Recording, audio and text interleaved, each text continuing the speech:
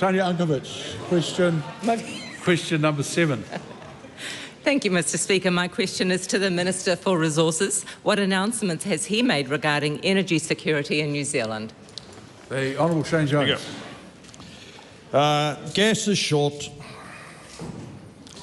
Talk is cheap. We're not talking about red or green effluent. New Zealand's natural gas reserves have been in decline as a consequence of a foolish and dangerous decision.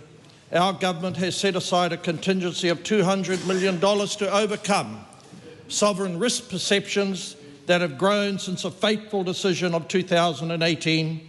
It signals a willingness for the Crown to take a commercial stake, 10 or 15%, possibly, to turn around the declining fortunes in our energy sector. Supplementary question. A point of order, the Honourable Kieran McAnulty. Thank you, sir. It is not appropriate for questions of a minister's own party to be used to make what is quite clearly a political point. It is one thing, as you've outlined, to indicate a situation, but that was loaded with commentary that is debatable, that was actually not a factual statement, that was a political statement, and it shouldn't have been allowed. Well, Speaking of the point of order. Sorry, I completely disagree with you, because I was listening to these sort of answers. I've said before, it's not unreasonable for a government to comment on a previously made government decision. That's what happened here. As for other commentary there, if it's debatable, it's debatable. But it's not necessarily out of order as a question. Answer to a question. Point of order, sir. Further point of order, the Honourable Kieran For McAnulty. clarity, are you saying that it is okay for ministers to label previous government's policies as foolish? Because if it is, that actually is quite a move from the previous directions you've given this House. No, I don't believe it is along the lines that you're suggesting. It would be odd if a current government could not refer to something that they had campaigned against as having a particular characterisation. So, with all due respect, I don't think that is a reasonable point for me to follow up. Tanya Unkovic. Thank you. Supplementary question. Why is security of gas supply critical for New Zealand? Decisions riddled with woke ideology of the past government, of which I was a part, and this statement should be seen as an atonement. That's right. No, members should not continue speaking while I'm on my feet. But this really does go right to the heart of it, and I think before I get the point of order from the Honourable Kieran McAnulty, which this time will be something I should work on, I think the member needs to start again without the descriptions of various commitments that elected members of this parliament have held. I think that's most unreasonable. Speaker. To the House, Mr. Speaker, we are the first nation to transition from gas to imported coal to get through our winters. It is evidence of unintended consequences from decisions that have been made.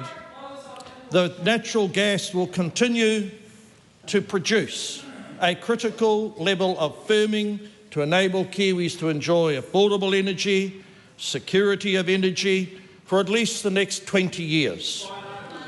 As I've said, enough from the green emissions. This is not about haka expulsions. This is serious commerce. I say to my colleagues across the House, as the sake of energy is far more important than the tawdry and minuscule beliefs of minor parties, such as those on the other side of the House. Mr. Jones, I don't want to terminate the question, but if we keep going down that line, I will. Tanya Unkovic, Supplementary question. How does the planned co-investment in gas production by the government address sovereign risk concerns? Speaker. Sadly, ideological sludge does not make for good energy. This government is rebuilding investor confidence which in the gas and petroleum sector suffered a decline. And nowhere will we do it more rapidly than in the brilliant area of Taranaki, where my voice and ideas are being widely embraced. And then we will turn our attention to Te Waipounamu, South Island, where there's a huge gas field just waiting for investment. Supplementary question. Supplementary question from the Honourable Megan Woods. Thank you very much. To the Minister, when will he release MFAT advice? Sorry. We're not having that conversation or conversations while a question's being asked. Dr Woods. Thank you. When will he release MFAT advice on the impact of the $200 million gas subsidies on New Zealand's free trade deals? The Honourable Shane Jones. Sir, it's difficult to answer a question which contains a lie. I'm sorry. You're going to have to withdraw and apologise for that reference and then try a different answer. Withdraw an apology. It is not the view of either this minister or the government that the policy represented through the $200 million capital fund is a subsidy. Tanya Ungovich. Supplementary question. Just a moment. How does this help the New Zealand? Just wait for a minute. All questions are heard in silence. How does this help the New Zealand economy?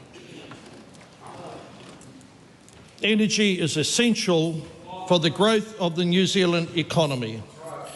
Energy in relation to access to imported coal, further gas developments, the development of new sources of geothermal energy, and it's a part of a broader strategy, not the least of which is mining for mineral sands off the coast of Taranaki. The Right Honourable Winston Peters. Can the Minister give the House any reason why a country would prefer inferior coal from another country rather than superior coal from its own? Speaker, naturally, our economy does have coal. Our country produces export coal. And at the heart of the issue, which is why this particular minister is producing great outcomes in relation to natural resources, we must stop relying on other sources of coal, critical minerals, and turn to self-sufficiency, which is why titanium and vanadium, soon to be discovered in vast quantities off the coast of Taranaki, is on its way.